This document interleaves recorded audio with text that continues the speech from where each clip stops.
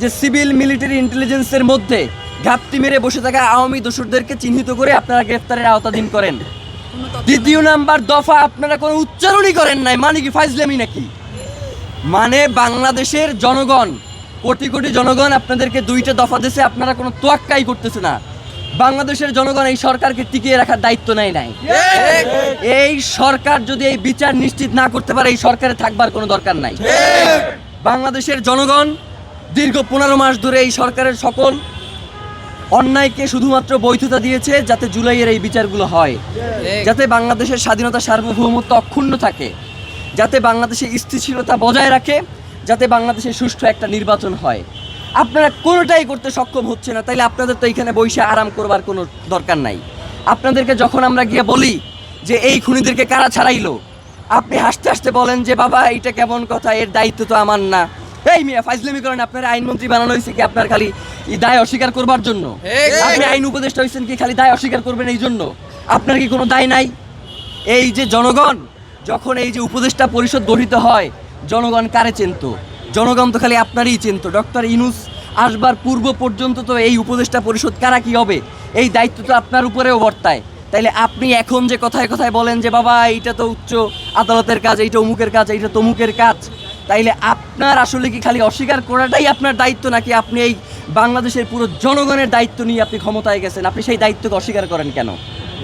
আমরা স্পষ্ট করে বলতে চাই যে স্বরাষ্ট্র উপদেষ্টা, সহকারী উপদেষ্টা, আইন উপদেষ্টা থেকে শুরু করে প্রত্যেকে প্রচুর পরিমাণে দায়িত্ব অবহেলার কারণেই আজকে হাদি ভাইয়ের এই রক্ত এই বাংলার জমিনে ঝরেছে।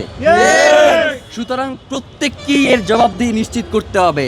গতকাল থেকে গুঞ্জন শুনতেছি যে স্বরাষ্ট্র উপদেষ্টা নাকি পদত্যাগ করবে। ফাইজলামি করেন মিয়া, বুইরা ভাম কোথার জানো, ফাইজলামি করতে আসেন, মানে সারাক্ষণ খালি ভেটকাইতে আসেন। আপনাকে কি পদত্যাগ মানে হচ্ছে আপনি কোনো কিছু পারতেছেন না, আস্তে কইরা চুপচাপ চলে যাবেন, এই জন্য কি আপনার স্বরাষ্ট্র উপদেষ্টা বানানো হয়েছে? ওই জায়গা দিয়ে আপনি লড়তে পারবেন না। আপনার পুরো এই ঘটনার সাথে কারা কারা জড়িত এইটা নিশ্চিত কইরা আপনি এইখান থেকে যাইবেন, আপনি কোনো জায়গায় যাইতে পারবেন না। মানে হইলো যাইয়া আপনি যাবেন, কোনো সমস্যা নাই, তার আগে বলবেন যে আপনার কে বাধা দিছে এই দায়িত্ব পালন করতে, আপনি কার কার জন্য এই দায়িত্ব পালন করতে পারেন নাই, কে এই খুনের তদন্ত করতে আপনার বাধা দিছে, সব কথা বইলা দিয়া এরপর আপনি যাইতে হবে। এছাড়া আপনার যাওয়ারও কোনো সুযোগ নেই। এবং ডক্টর ইউনূসকেও আমরা বলতে চাই যে বাংলাদেশের জনগণ আপনাকে প্রধান উপদেষ্টা বানাইছে এই জনগণের স্বাধীনতা সার্বভৌমত্বকে টিকিয়ে রাখার জন্য।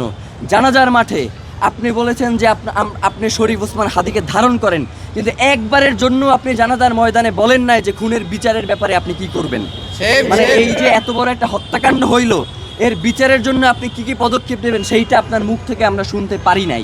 মানে আপনার যে অসহায়ত্ব সেইটা আমরা দেখতে পাইছি। আপনি আসলে কিসের কারণে অসহায় সেইটা আমরা জানতে চাই। আপনাকে কে অসহায় করে তুললো এইটা আমাদের কাছে আপনার জানাইতে হবে।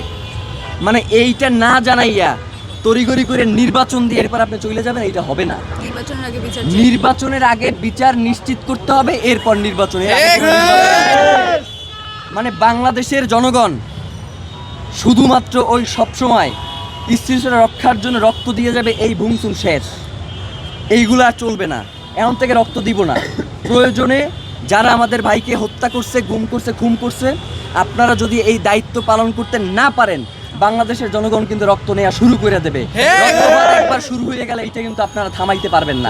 সুতরাং আপনাদেরকে হুঁশিয়ারি করে বলতে চাই যে অতি দ্রুত ওসমান হাদির খুনের সাথে যারা জড়িত তাদেরকে দ্রুত গ্রেফতার করেন।